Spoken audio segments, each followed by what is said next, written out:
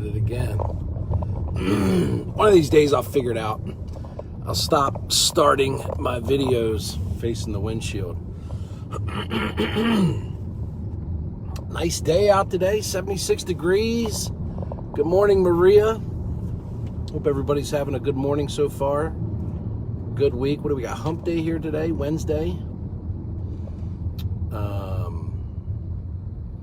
Halfway through the week. Before you know, it'll be the weekend. I wanted to take some time and do a quick video here. I see a lot of people struggle with this. I see a lot of real estate agents pulling their hair out and trying to keep deals together at the home inspection process. And I think a lot of the frustration, a lot of the fallout, trying to reconnect. There we go. Somebody lost you for a second, but I think a lot of the challenges that originate or come up during the sales process because of home inspections are a lack of clear expectations from the buyer and seller. Most but a lot of times the seller.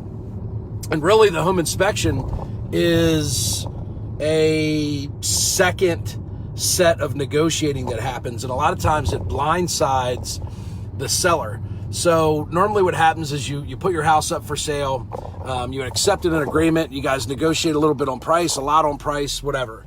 You go back and forth, you agree on a settlement date, sales price, seller's concessions, all of that stuff. And normally within the first 2 weeks or so, the buyer's going to have a home inspection done. It's a company typically that they choose, and the seller leaves the house. The buyer comes into the property with their home inspector and their agent. They spend about 3 hours there. And a few days later, there's this list, which is called a reply to inspection. The reply to inspection is sent over to the seller and the seller's agent, and the buyer asks for everything that they want to be fixed. And I don't know that there's normally conversation that happens, if there is, it doesn't happen often enough, where you're explaining to, let's say, the buyer first, what the home inspection is designed for, what its intended use is, what your expectations should be as a buyer for a seller to repair. Good morning, Ty. What's going on, buddy? So here's what happens. Normally what happens is an agent may send over, and this isn't everybody, but an agent may send over the home inspection to their buyer and then allow them to just kind of peruse the inspection, sort of navigate through it on their own, and then make a list and email me everything that you would like us to ask for the seller to fix. So a lot of times what happens is there's this laundry list of things that's sent to a seller, and there's this shock that happens, right? So the selling agent gets it and they're like, what the F, beep, this is unbelievable. This is crazy. These people are asking for all these things. But they do need to share. They can't make the decision on behalf of their seller, so they need to share the reply to inspection with the seller. Now they're sitting down with the seller, they're going through all these things, and the problem is that a lot of times buyers will ask for what are considered to be maintenance items. They're things that aren't really safety concerns. They're relatively small cost. It may not be something that, so the buyer thinks, well, it's not a big deal, they should want to fix it for me.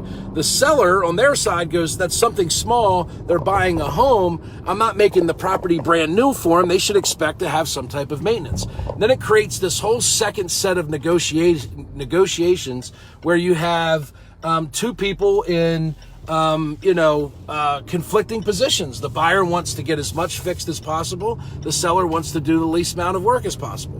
So as a buyer, what you should really be asking for, and some of you may say, well, yeah, you never know till you ask, or, what I can do is ask for all of this stuff, and they may come back with half the list, but I would never get it until I ask. The problem is that a lot of times this will turn off a potential seller, and deals have a tendency to go sideways. They may say they're not serious about buying it. I'm not going to fix anything. What I would suggest as you're looking to purchase a property, if you're a buyer, you should focus on two things at the home inspection phase. You should focus on significant findings. So normally, by definition, a significant finding is any single repair that exceeds $300. So if you think about it that way, you're only asking for major items, right? A lot of home inspection reports will actually break down, the items that they find in different categories. They'll have like a color-coded system where, red is a major issue, yellow is deferred maintenance, and green is just more for informational purposes.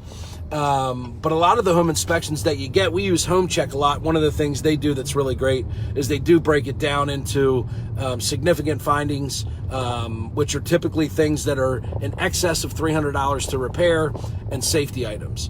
But those are the things as a buyer you should really be focused on. Those are the things as a seller you want to expect to fix when a buyer makes an offer on your property and they do a home inspection. Most often, you can expect that people are going to ask for those things. For example, if it needs a new roof, that's obviously over $300. A buyer would likely and should ask for that roof to be repaired or replaced. Same thing with like a furnace. And then when you think about safety items, those are electrical issues, fire code issues. Safety issues may be like something as simple as a railing on a deck or a staircase or a porch.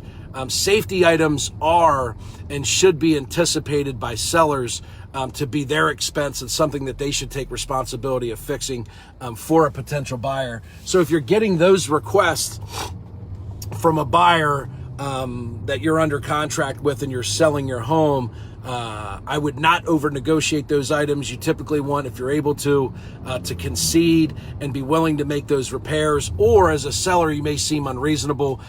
You may seem like you're being very difficult, and it just creates another point of anxiety, stress, and potential fallout in the transaction. So as a seller, you should anticipate repairing significant findings, any repair that exceeds $300 to fix, and safety issues. Safety issues are relatively obvious. Normally in a home inspection report, it'll be described as a safety concern. And as a buyer, don't make a laundry list of 1,000 different home improvement projects that you want the seller to make. You're going to create a lot of stress in the sale for everybody involved, and you always increase the risk of losing the deal if you're unrealistic about what you ask for.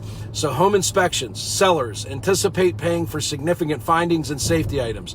Buyers only ask for those things, or if there's something that falls outside of those, make sure it's a deal killer before you go asking for it and creating a lot of anxiety and stress throughout the transaction that could potentially lead to fallout. It might not be then, it might be at the appraisal process. Maybe there's a small appraisal adjustment and the seller's asked to take a small reduction in price. Now they've committed to $1,000, $1,500, $2,000 worth of trivial repairs for you, and now they're not willing to make a concession on the appraisal. You can buy a house and get to settlement and not have the outside hose bib repaired.